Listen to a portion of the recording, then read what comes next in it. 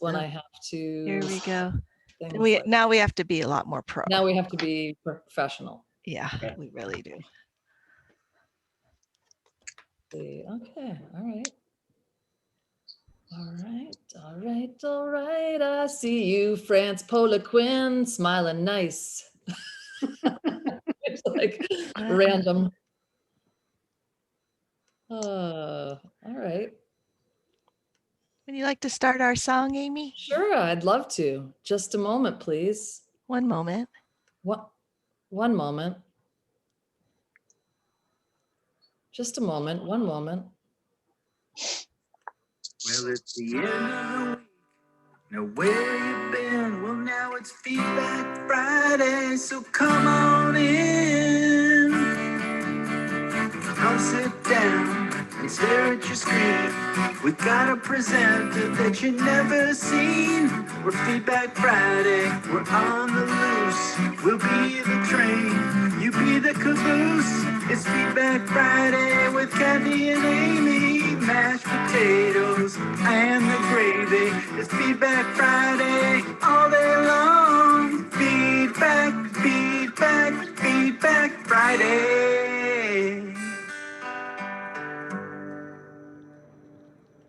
Good morning. Hi, everyone. Happy Feedback Friday. It's episode 43, and this is our weekly show from Botanical Colors, where we speak with dyers, artists, scientists, researchers, activists, growers, pretty much anybody interested in natural dyes and color. So welcome. I'm Kathy Hattori, president of Botanical Colors, and joining me is Amy Dufault, Director of Social Media and Sustainability. And before we start, I just want to say thank you to everybody. It has been another interesting week in 2021.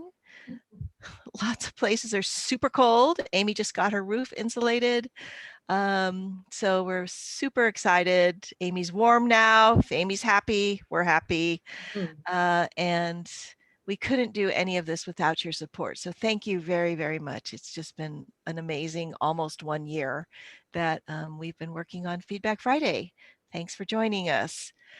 Before we get going, I just want to talk a little bit about housekeeping. Amy's our moderator, and she will be monitoring chat. We're actually leaving chat open for this conversation. So if you have questions while Ayobami is talking, just be sure to put your question in chat, and Amy will try to get to those so we can also get those answered in real time. The call is going to be recorded. I did hit the record button. Yes, I see it. And we will have the recording available afterwards, along with any resource information that from the questions that you've asked or from information that Ayobami has provided to us. So let me just talk a little bit about our presenter today. Ayobami Adeyemo is our guest, and he's a textile researcher and artist who studies and experiments with different dyestuffs and textile making processes. He's worked on the Indigo Shade Map team to research and study different plants that produce indigo all over the world. Many of you have been introduced to the other members of the Indigo Shade Map group. Pretty amazing project. And so Ayobami, we're really happy that you were able to work with them. And he's kind of right at the moment launching into a whole bunch of new interesting directions, just based on his personal experiences with COVID, and as well with how he is reacting to where he's at now with his artistic endeavors. So he's got his own personal project called Oremi, which is Yoruba for my friend. And it's his response in order to look at learning more about natural dye processes, as well as really communicating through textiles. And it was this idea of communication through textiles that we found really fascinating. So we're going to speak with Ayobami about that as well. So I think that's it for the introduction. And Ayobami, I'd just like to welcome you to the show. Amy is going to kind of lead off with some questions. So this will be more of a conversation as opposed to a presentation. And we're just really interested to hear your story. Welcome. Hello. Thanks, Hi, Kathy. everybody. Yeah, so yeah, we're going to do things a little differently today because that's how Feedback Fridays go. Why not do things differently, right? That's right. Thanks, Just roll Heidi. with it. So yeah, so when Kathy and I talked with Ayobami on Tuesday, as we always do with our Feedback Friday presenters, we just realized he had this really beautiful story about his journey as an artist, and we figured it would be best to just talk about it. And we do have some images I can pull up and share, but it's more of a conversation. So Ayobami, why don't you, I'm going to spotlight you so everybody can see you and not me talking, but can you talk about your journey as an artist and how you know, kind of where your inspiration comes from? So I guess my inspiration just kind of comes from my lived experience, and especially when it comes to like textiles. And I didn't originally get into textiles until I had a desire to learn more about what they meant for my particular background, like in Nigeria, etc. So when I was in school, my thesis was done on West African textiles. And that thesis only started because of my mother. And because of her, like I kind of just got even deeper and deeper and deeper into this journey because I just wanted to understand. So there was like, I guess, an incident what happened at her 50th birthday party where all of our family were wearing the same type of clothing, like same coloring, et cetera, except for me and my brother. The tailor hadn't completed the clothing that me and my brother were supposed to wear. So we had the party, but before the party, like my mother went to the tailor and she was furious. Like she was like throwing every type of expletive to this tailor, like kind of just really like really upset. And I think I was like maybe, I can't remember what age. I think I was like maybe 12 or 11 at the age. I can't remember. But I was confused. And I was confused for a long time because I just had never really asked why she was so upset. So years later, I guess in 2015, 2016, my mother had actually passed in 2013. So I couldn't really ask her why she was upset because I was like curious at that time, but not really curious before. And so when starting my thesis, I learned that she was upset because it was a custom that a lot of like West African and Nigerian families do when they have celebrations. They have a custom called Ashoebi, which basically just means family cloth. And what Ashoebi basically is a signifying cloth that shows people who are coming to the celebration who is related to who the celebrant is, and then the immediate family, and then external family. So that's why she was so upset. And that's kind of what started me on researching textiles. Ayobami, can you maybe talk about the textile that's right behind you? And I'm sorry, can everybody see Ayobami just spotlighted because there seems to be people? No. Yes. Okay. I just want to make sure. No. We can, And there are no pictures. We're all off, we're all off video. no pictures. Mine's fine. Mine's fine as well. Mine's fine. I picked him. That was mine. Okay. Mine is fine. Okay. Mine's fine. Wait.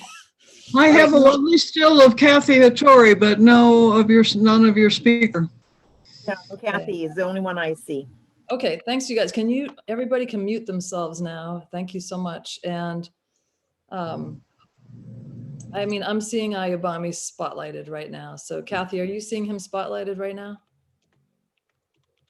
Yes, I am seeing Ayobami spotlighted. Okay, we're gonna just leave it like this. And I don't know why some people are. And we're having a conversation. We're not showing the images right now. So if you can hear Ayobami talking right now, that's Basically, it's all. I do see people going in and out quite a bit, so perhaps there is a bit of a connection. But so far we're Yeah, okay, all right. Having some weird technical difficulty or something. So Ayobami, I'm sorry. Can you talk about the textile that's behind you? So this textile behind me particularly is just something that like both of my parents wore, I think for a naming ceremony back in like the 70s. So this textile is actually probably about 40 years old.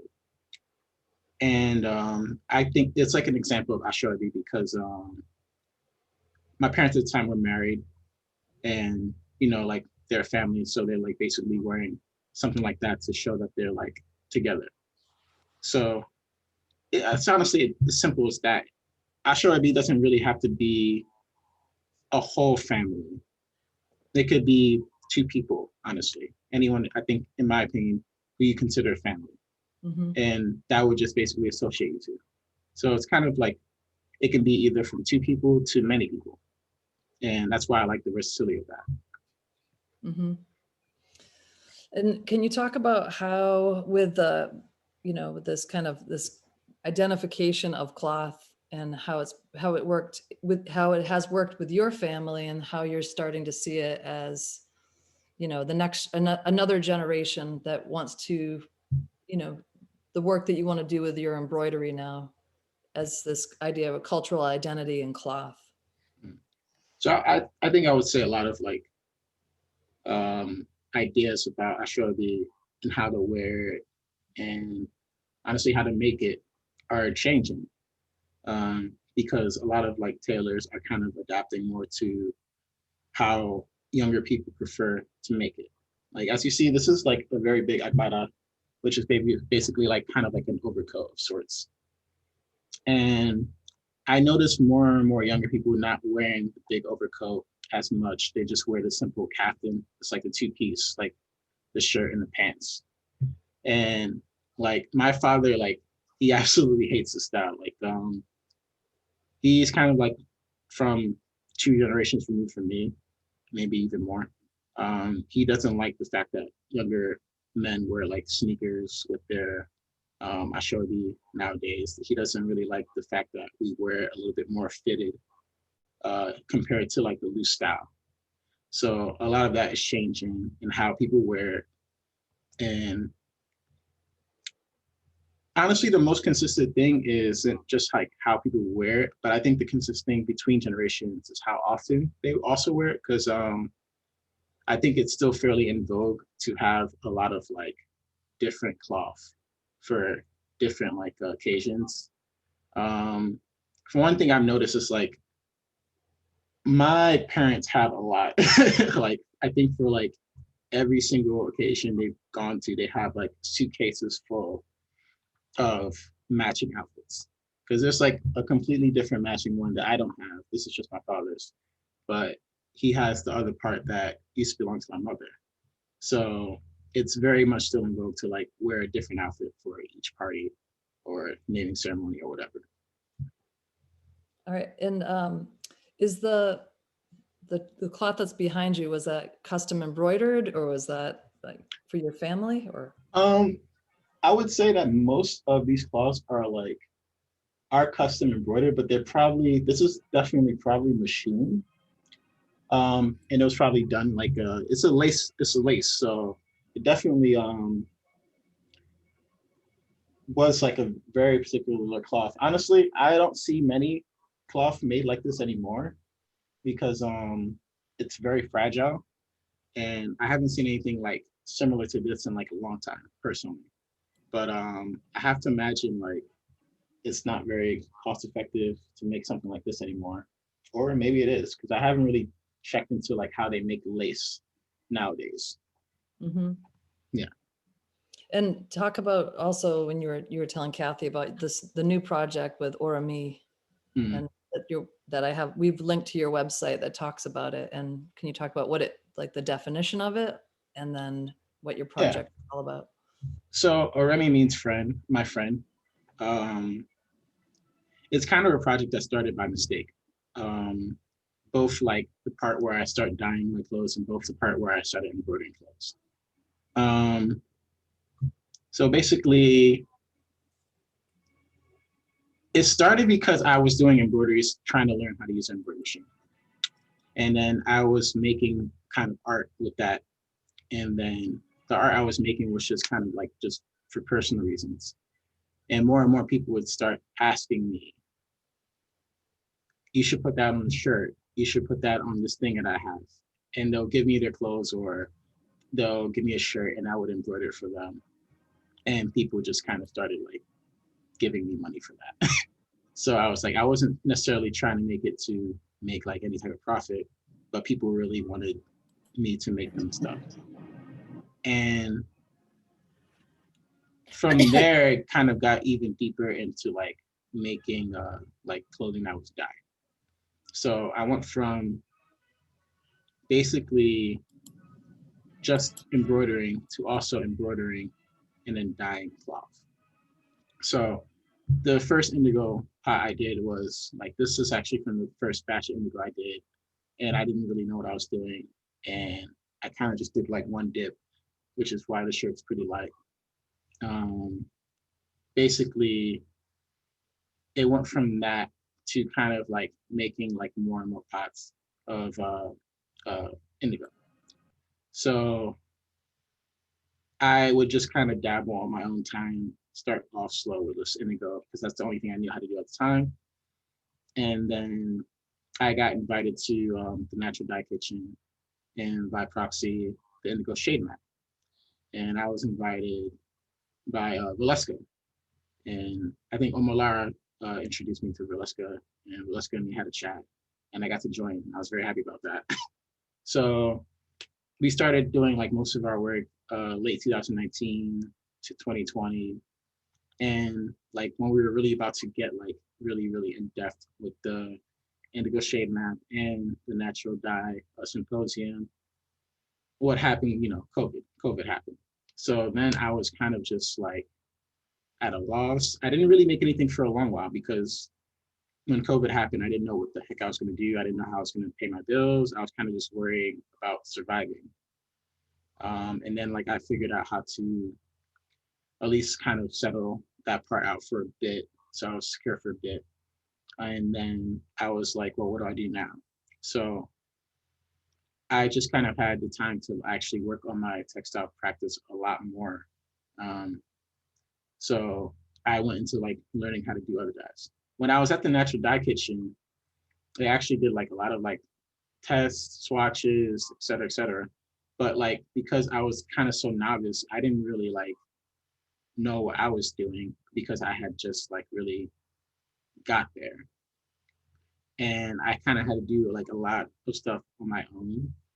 But then I started using like, going online, going to your website, a bunch of other websites, asking friends. I would ask Rosa how to do stuff, to learn how to like do Brazil wood or logwood or Osage. And then like I had a friend give me like a big block of like Osage, which helped me out a lot in the beginning. So I have like a lot of Osage dyed clothing. So that's how I got even like deeper into dyeing textiles, and I would combine that with embroidery. So that's where I'm at kind of now. Mm.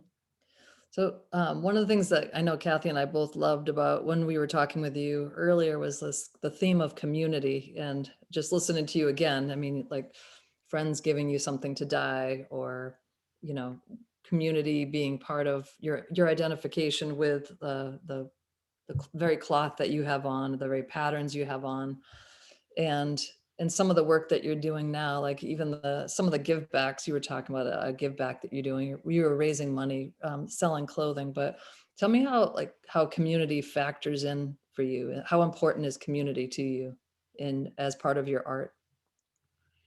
I think it's really important. I don't think any of this stuff is possible without the help I receive from my friends, my family, my community, because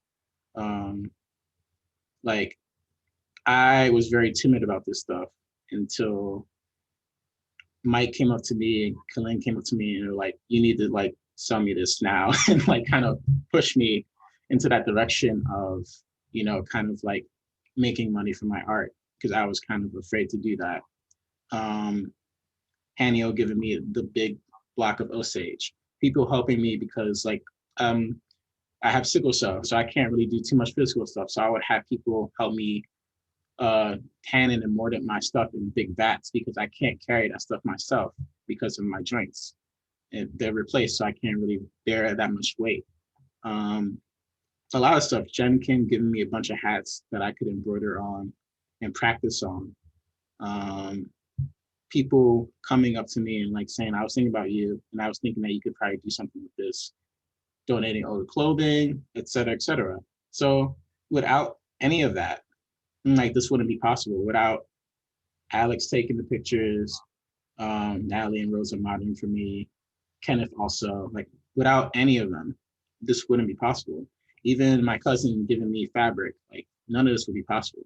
And it's just like, I get annoyed by that one saying a lot of like people who start their business off that they're self-made. No one's self-made at all.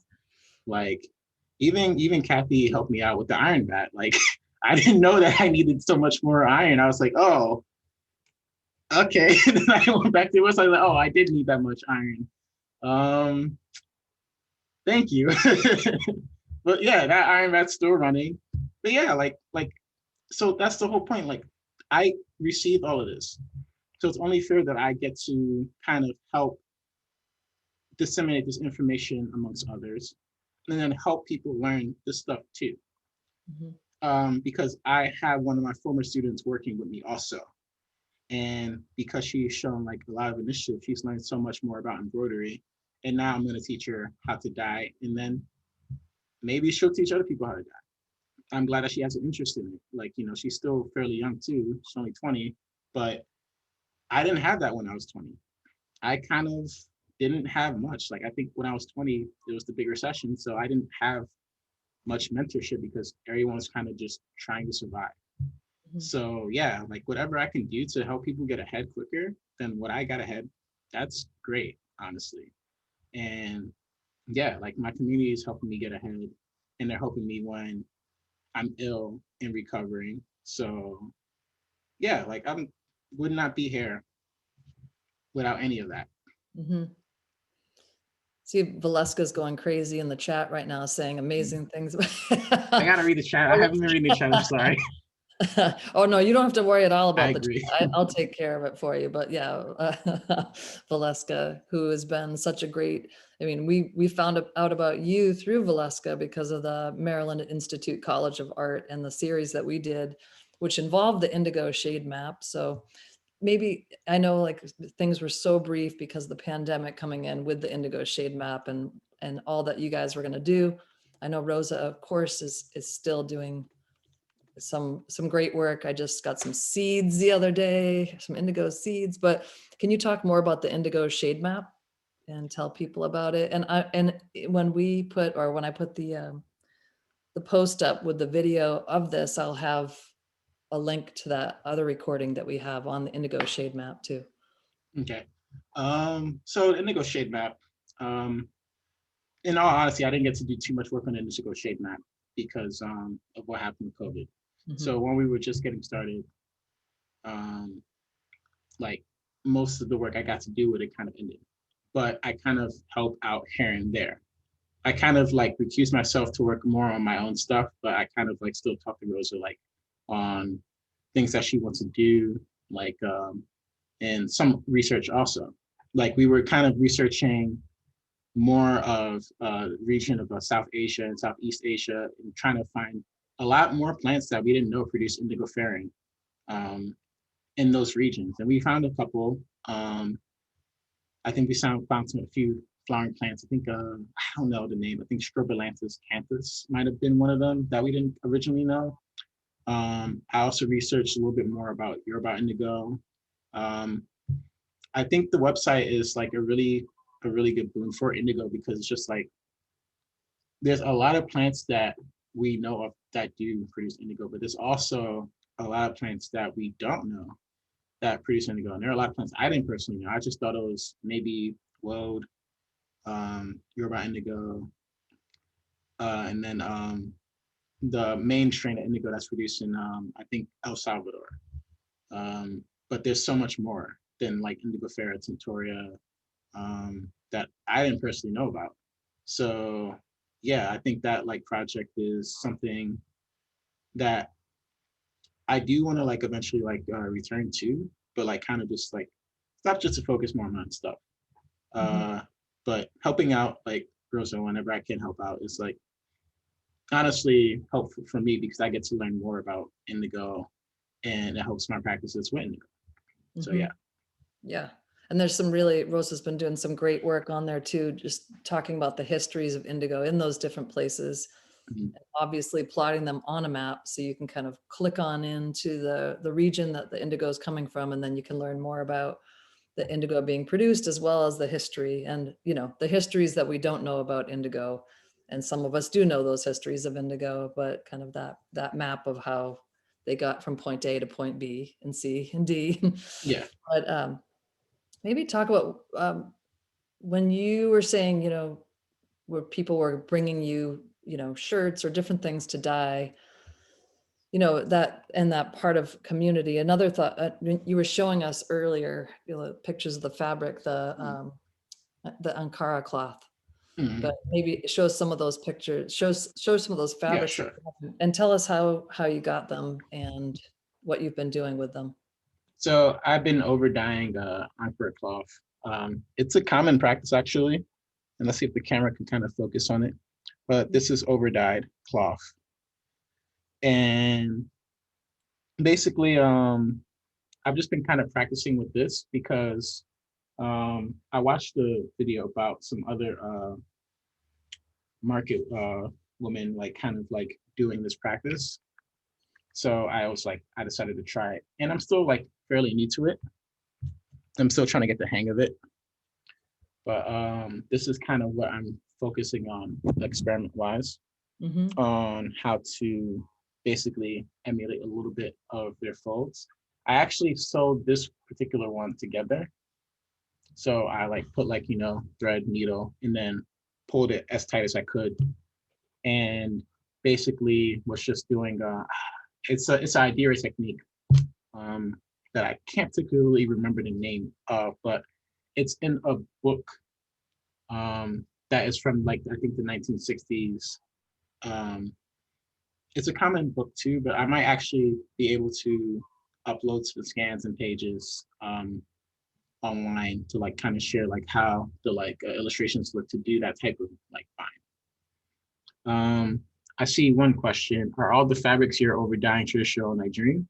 Not exactly. Most of the fabric I dye, sometimes it's just regular old plain cotton or clothing.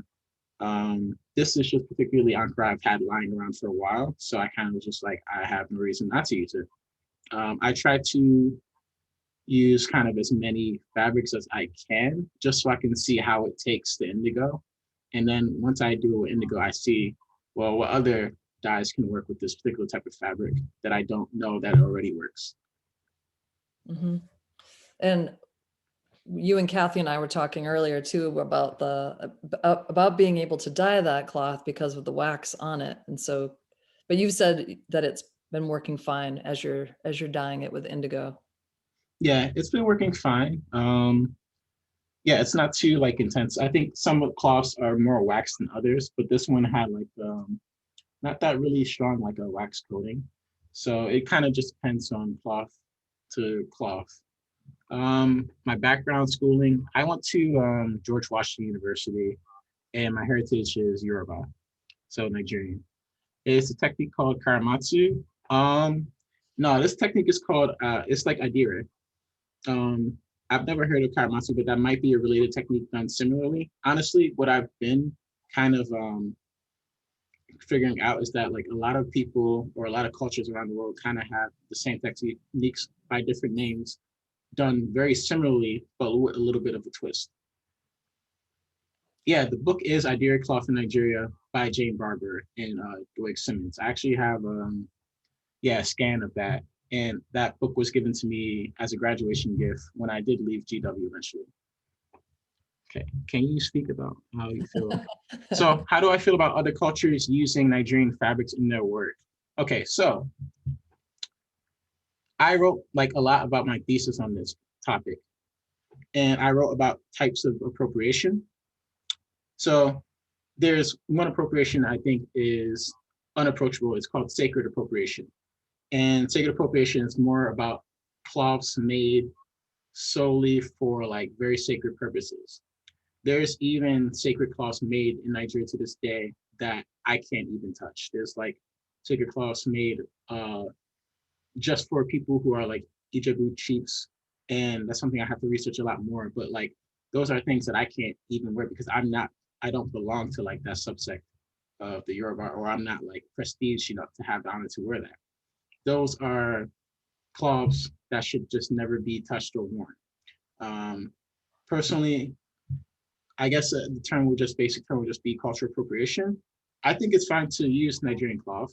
I think that it is like something you should be like aware of. Like right now, more particularly with kente cloth, it is being like kind of like just ripped off everywhere, especially being emulated by the Chinese. And there's a book about the copyright of kente cloth, or if Ghana can copyright that. And the thing is, kente is expensive to make because how they originally made it was just by like parsing up fabrics and then putting it back together.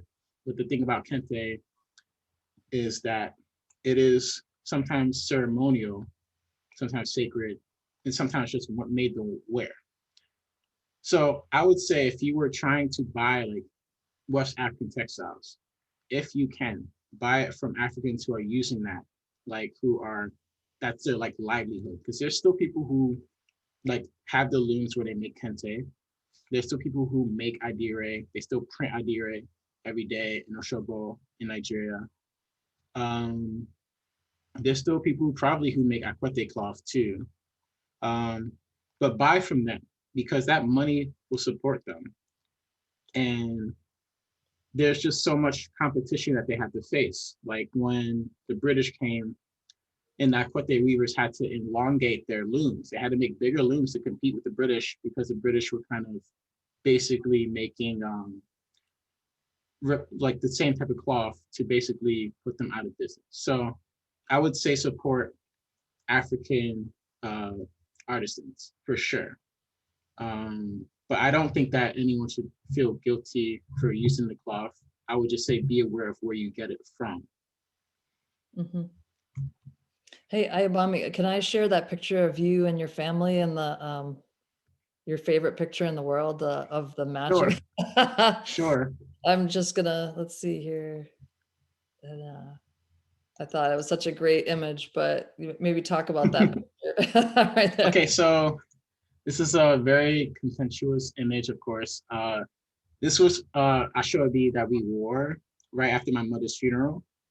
And we didn't want to wear Ashobi at all because like we were just like sad and we just wanted to bury our mother. But our aunts and uncles, they're like, no, you have to wear it, like it's the culture, your mother will be upset if you don't wear it. So they actually just like, they just made us wear it.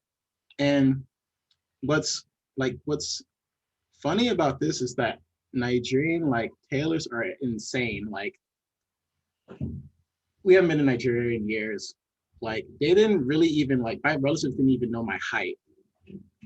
They just made it and it fit. Like they just like, they basically like took the assumptions from descriptions that my aunt had basic descriptions of, and they made it and then sent it to us. And we were just like, huh, how did they know? Yeah, but yeah, spot on, like the sizing. Yeah, like the skill of that is just like very, very intense. But yeah, me and my sister and my niece, we were kind of just over it. And then my other siblings are kind of like smiling because, you know, but I was done. And I was ready to like go in and take off the clothes and kind of just be like, all right, my mom's buried, we're done. But yeah, like that's kind of the influence of Ashobi. There's actually a few more pictures on my own personal website about the funeral. But it was just something, you know, we wanted to like kind of get over with. But looking back, I don't regret wearing it. My mother probably would have wanted it, but at the time I just wasn't happy about it. Yeah. remember my mom, when we had a family photo, she put us all in matching sweaters as the way to identify like the family. And it was so horrible because my brother had such horrible acne. I remember too. It was like captured in stone forever with everybody with their matching sweaters. My poor brother with his acne. I have a lot of those pictures for sure. You know, one of the things you just we're touching upon it a little bit, but you know, we were talking earlier about like the how you wear it nowadays, how you would wear that versus you know, like this older generation that's getting angry because you want to wear sneakers with it, or you don't wear it as like polished and tailored looking. You want to put your own spin, which I think is, you know, moving forward with textiles and natural dyes in general. You know, we have to keep appealing to different generations to keep everybody wanting to do natural dyeing and textiles. So maybe talk to that a bit, like the styling. And is it, I mean, who else are you talking to that wants to wear that style with sneakers and kind of more relaxed? I mean, honestly, me and all my cousins, like, I still try to find times to wear this, but like, I still like, if I see a sneaker that matches with this, I'm like, I'll buy it because I know I can wear with it. It's just a new way of wearing it, because now, back in the 90s in Nigeria, like I haven't been in Nigeria so long, but back in the 90s in Nigeria, there was no communication. Like, you used to get like gaming consoles like years later, or at least like 2 years later than the rest of the world. Communication was stunted. Now we have the internet. Everyone sees everything instantly. So you can imagine how that changed a lot of the millennial and Generation Z culture. Like, everything is instant now. So when you see people, like when Nigerians back home see Nigerian American children like wearing it like this, with like they're wearing like this with like Jordans or Foamposites or whatever, they'll do it too. And honestly, they might have been doing that like even before we started doing it in the States. So it's all conjoined now. Like, everything that like is happening between both the Nigerian American and Nigerian back home community is like kind of intermingling, where it's becoming less and less like unable to differentiate. But the thing is that the older generation still kind of like, they're still kind of tied to how they were raised. There's still like just so many things, fashion or sartorial choices with this cloth that my dad wouldn't like, but I'm old enough, so I don't really care about what he likes anymore. So I'll just wear it. And he'll complain all day. He won't ever let me forget it. Like, he still brings up some stuff sometimes when we wore it like this, but I don't really care.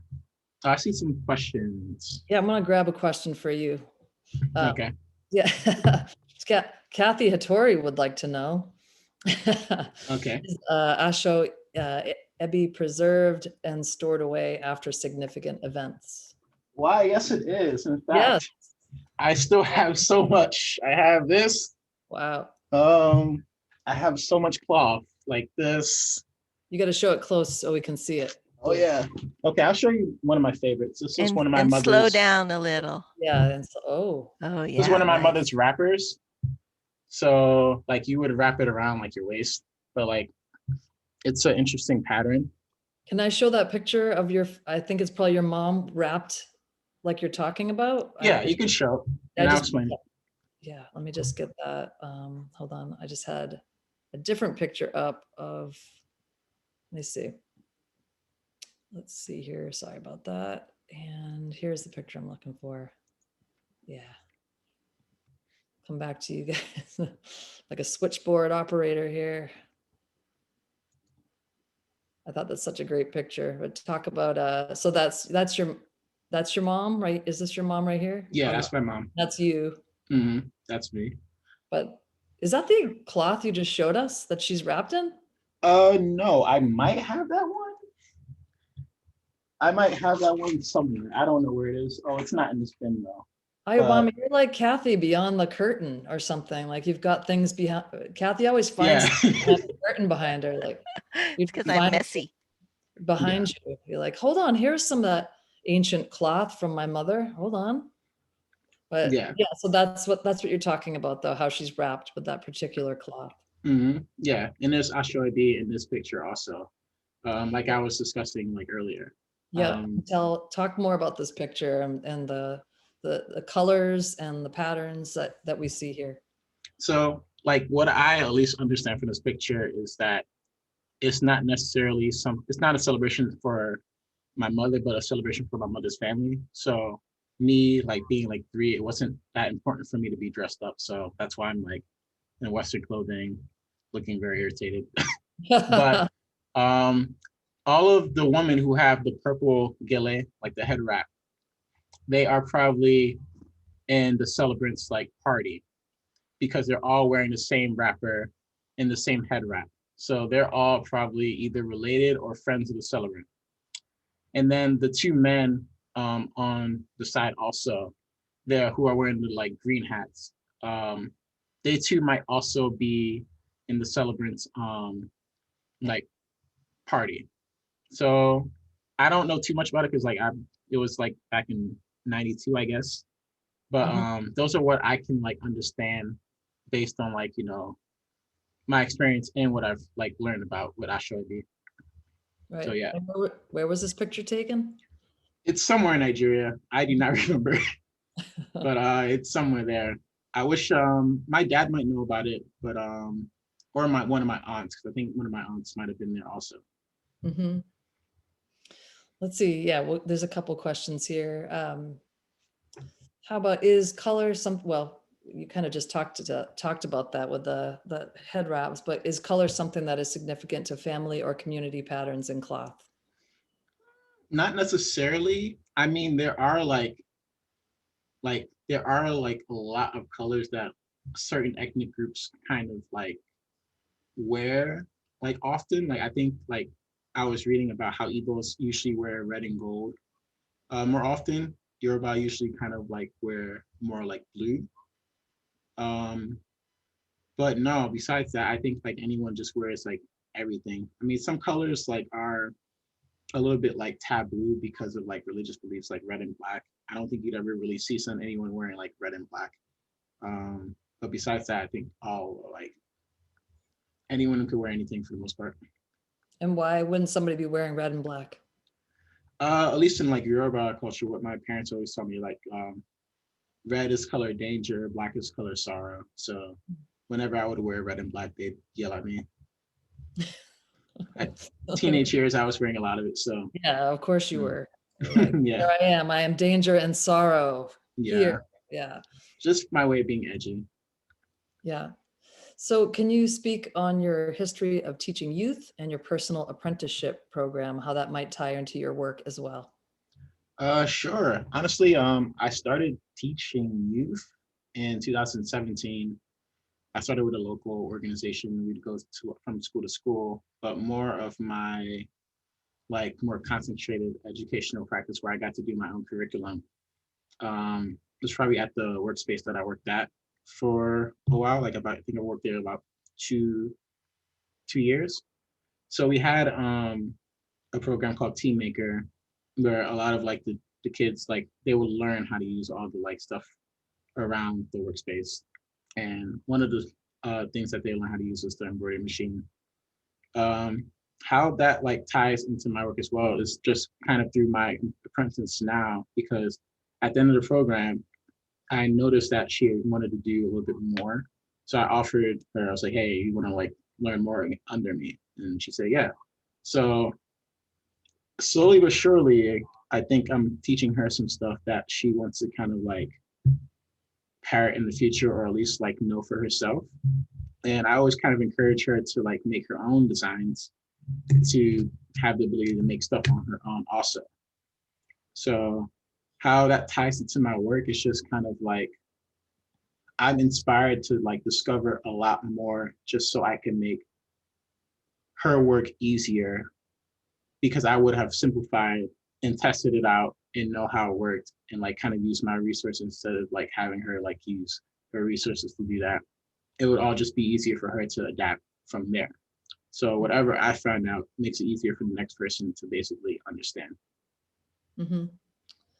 Let's see, Joan Harrison saying something it just all of a sudden disappeared on me. The history of wrapping is in different cultures is fascinating, and I'm just learning about it now. Now I want to like learn more about wrapping techniques. But do you have anything to say about kind of the different ways that people wrap themselves in the cloth? So in regards to like tradition, no one really uses wrappers like that as much. Younger women honestly make dresses now. Mhm. Like they've adapted that into like making like skirts, dresses. It's like really big. Like there used to be this event called the All Ankara Ball, I believe, and like it was just like a lot of bespoke tailored like dresses. Nothing was really the same format. So wrappers are still commonly used, but it kind of just evolved into like more of like making like more elaborate like custom made stuff. And that's because, I mean, honestly, like I'm gonna be honest, like a lot of like West African Nigerians, especially, they like to be flashy at the party, like be like, oh, who is that? Like they want to wear something that's head turning. So how do you do that? You just have the most custom thing that's like made and well made, fitted, etc. Mm-hmm. I love this question from, I don't know, is Neva not? Is there a structured communication system to get everyone in the same clothing? Like who agrees on this? Honestly, like whoever, like, okay, here's how it goes. Whoever is a celebrant, they choose the cloth and then you buy into it. And that's pretty much it. It's just like, sometimes there's arguments about how expensive the cloth can be because lace can be very expensive. There've been plenty of party where people were just like there would be arguments between like relatives, like, I don't want to buy this because this lace is like, it's like $220 a yard. Like, I'm not buying this. And then there will be arguments because like, this is a one-time event. Like, just buy it. Like, stop being cheap. Like, I've seen a lot of like arguments and fights happening over that. But for the most part, there sort of is like, I guess like from what I've noticed at times too, there's a two-tier system of like lace where if I had a party and my siblings and my nieces and my dad were there, they would all be wearing the same lace I'd be wearing. And then if I had something for like friends, they would be wearing probably a similar color or a similar looking lace, but you would still be able to tell because if you see more than one person wearing the same style, they are associated. So you kind of put two and two together. Mm-hmm. So yeah, that's kind of like also a little bit of like going back to like a structured communication system. You understand who's who by how many people. If there are more people usually wearing like the second set, they're probably just friends of like the celebrant. But if there's less people wearing more, it's usually family. So they have a little bit like a hierarchy there. I want to show that picture. I think it's of your mom and dad in that? Mm-hmm. Yeah, let me see. Let's see here. I love all these pictures that I know you don't have tons of pictures, but I thought that was great. Like that's exact lace that's behind you right now. Yeah, it's old. Yeah, I think it's great. So let me see. Parker is asking an interesting question. It's just like, it's like a whole other rabbit hole, I feel like though. But Parker's saying, I apologize if this was already talked about, but is there a Nigerian version of how we wear kilts in Scotland? Like different families belong to different clans. So we have different tartan patterns for every clan. Is there anything similar to that in Nigeria between different tribes? Yeah, sort of. I mean, I would say Adire is kind of exclusively or more so Yoruba. I think Akwete is like an Igbo made cloth. Like there are definitely like some sort of like this cloths that you can tell like are made for certain subgroups for sure. And like I was saying, like I think that's even more subgroups of those major groups who have a certain cloth that are worn. But yeah, like you can definitely tell if a person usually is Yoruba if they're wearing Adire. I don't think Akwete is made as often as it is now, or is as widespread as Adire because it's still a woven cloth. Adire is a printed cloth, so it's a little bit easier to make Adire. But Yeah, for sure. You can definitely tell, like not even just local to Nigeria too, like for like some Malian ethnic groups, they wear bogolan, like of course um Ghanaians have like the big subgroup where either Akan groups wear like the gold kente or ewe, where the blue or purplish kente at times. So yeah, for sure, definitely. All right, so with 8 minutes left, I just want to make sure we totally tackle the fact that you have this GoFundMe up and somebody's asking about, can we see photos of Ayobami's embroidery? But I want you to talk more about what you're doing, this machine that you're trying to get together to kind of push this business forward that we've been talking about. So just talk more about it. What you want to do with this embroidery machine and what's going on with the GoFundMe page. Okay, so this embroidery machine is like it's described, it's kind of a lifeline. I have personal embroideries that I do design, but more so what I do is kind of work for other people. It's kind of more commercial like that. We recently did work for a Women's Housing Coalition. We made fleeces for them. And I might have some pictures I can like kind of like look up quickly to show or upload on the Instagram later. But it's kind of something I can use to honestly subsist on myself, because like I said earlier, I am disabled, and at times it's hard for me to be able to like get all of the work done on myself. So when I have to go out to rent the machine, it's extra. But the whole thing is for this machine to like work, I kind of want to use it more a little bit for education purposes, to teach other people how to use it, and just to continue like the jobs that I get, because I've been getting like a few jobs where people want me to like do stuff for either corporate or personal reasons, and just kind of just being able to help people make things for their particular fundraisers also. Like last year, we were able to help out a charity by using like the shirts that I made last year to raise money. I think we were able to raise at least like $100 for that charity, which was good, honestly, in my opinion. And like I said, like I really want to use it to also like just help out people in the community. So I want to like be able to like eventually do more widespread education with embroidery and give people tutorials and instruction on how to use it. Yeah. And I love that, here you are wanting to, when you and Kathy and I talked on Tuesday, which is what we do every Tuesday with our presenters, it was so different talking with you. We're like, oh my God, you give to the community so much, like $100 something that you raise. I mean, that's good, but it's like, we wanted to help you in a bigger way with getting this community involved, to give to your GoFundMe campaign, to get that embroidery machine so you can teach people how to do embroidery, younger people, to keep that tradition alive. And then many of the things that you've been talking about here, are things that you can pass on to the younger generation too, and just put modern spins on it. But it's just really important, I think, to support you and to, for you to get this machine. So if you guys who are listening, who are on here right now, I put the link in the chat. I will have the link in the video. If you can share it out. We don't charge for Feedback Friday for 43 weeks. We never have. We don't ask you guys for money. I think it would be really great if you could click on that link and go help Ayobami to buy this machine so he can keep things moving with his work as a young textile artist and natural dyer too. Yeah, like if I had this, I'd definitely be able to teach some of my other students. I can only kind of really afford to teach one of my students now, but like I think a few of my other students who did want to like continue with this work would probably be able to come back. Yep. Well, thanks so much, Ayobami. I love your story. I can't wait to keep seeing you grow like I said, as a natural dyer, as a textile artist, as an educator, as a community builder. I think what you're doing is great. I hope more people support you.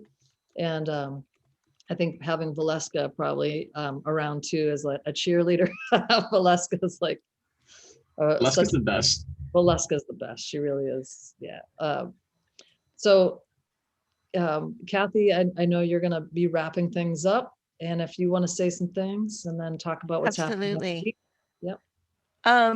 One of the things that because, I've been working in natural dyes since the 1980s, and I would have never learned anything if people hadn't continually and still to this day extended a helping hand, an idea, an introduction, a donation, something, right? Beyond the business of botanical colors, just for me as a dyer and as someone who's been fascinated with natural dyes for a long time. And when I heard Ayobami's story, it really struck me that, I'm finally in a place where I can actually help a little bit financially, whereas before, being a small business owner, it's always been a little bit of a challenge. But it just felt like, this is a place where we can start to um, make a small contribution and make a huge difference. And so if you're at all inclined, I would just encourage you to kind of look around at our entire community. We have, of course, this specific request to help Ayobami get his embroidery machine, but we've also tried to help other artists at other times. So for me, as part of Botanical Colors, this is really important that a very intentional and specific part of our work is trying to support other artists so that they can continue to work, because I didn't invent natural dyes, and I don't want to leave this earth with holding on to secrets that nobody else knows about, because there's no use in that. There's no value in that. I mean, that's just ego. So Ayobami, we were really touched by what you were saying, and I'm, you know, I know that you've seen some incredible challenges in the past few months, and you're kind of just right now starting to move to the next level, and I'm really happy for you about that. But before we end today, let me just tell you a few things that are going on. First of all, thank you so much, Ayobami. It was just really a beautiful and moving talk, and I really appreciate you agreeing to join us today. It was fantastic. And also, for those of you who are interested in taking a class with Sasha Durr, we still have some spots there for her plant tones, which is the spring edition. So you can do foraging. Once everybody warms up from this very, very cold weather, you can do some foraging and see what colors you get. We also have a new book, which is a English-French translation from Dominique Cardon about a French dyer in the 18th century in the south of France in the Languedoc area. And it's called The Workbook of Antoine Janot.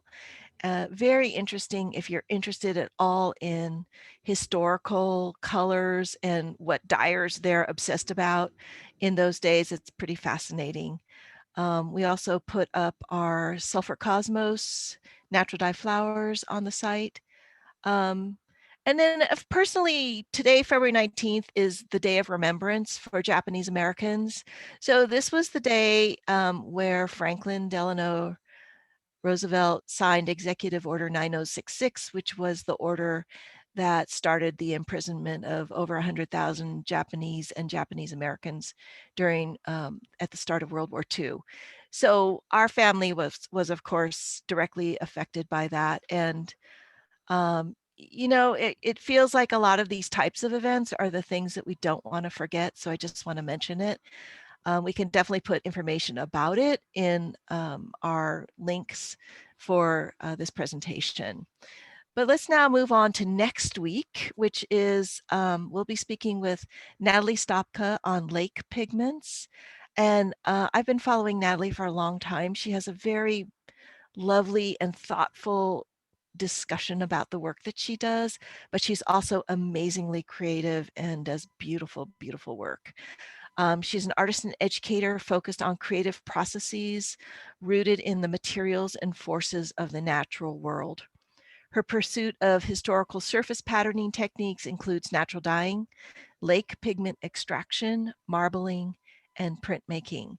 And she finds these meticulous and layered processes by incorporating materials grown in her studio garden in Yonkers, New York. And she creates a seasonally evolving vocabulary of texture and color.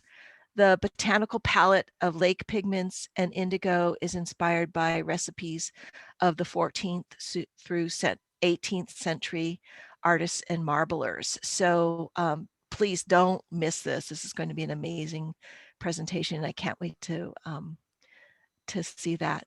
So anything else, Amy? Otherwise, we're going to open it up and say hello to everyone. I've put Ayobami's GoFundMe a whole bunch of times in there. And then also on the page that you RSVP'd on, there's links to different things for Ayobami, and which would include probably a contact if you wanted to reach out to him. And there's also, I just put the new book and the new dye flowers in the chat too, if you're interested. So yeah, that's it. I'm excited for next week too. Natalie has quite a cool studio. Heidi's shaking her head. Yeah, Natalie's got a lot of really, really great work she's doing. So excellent. Yep. Fantastic. All right. Well, let's say hi to everybody. All right. Hi. Hi. Hello, guys. Hello. Thank you. Wow. Hey. Thanks again. Thanks, everyone. Hi. Bye. Thank you. Thank you. Hi, Norma. Fantastic. Hello, Amy. Thank you all once more for watching. I really appreciate it. Ayobami was so great. You just like came alive. It was Yeah, you did. fantastic. I love talking about textiles. Oh, we could see it. sure. We could definitely see it. Bye. See you next week. All right. Bye. Thank you. Bye. Bye, everybody. Bye. See you Bye. next I week. don't know. Bye, Sal. See you next week. All right. Oh, there's Natalie. Oh. Woohoo. There's a baby. Can't wait. There's babies. Yeah. Oh, hello. Hello. Hi. Yeah. What's our little friend's name? This is Henri. Hi, Henri. Hi, Henri. Like, what is happening? Who are these ladies? Hi, Rosa. Oh, there's Rosa. Hi. You again. Bye. Oh, it's great. It's great. Hi, Betty. All right. Are you still Amy. recording, Kathy? I'm still recording. Yes. I'm going to make you host. Oh, no. Oh, wait. Before I do that, I'm going to stop recording. Stopping the recording. You know what I like last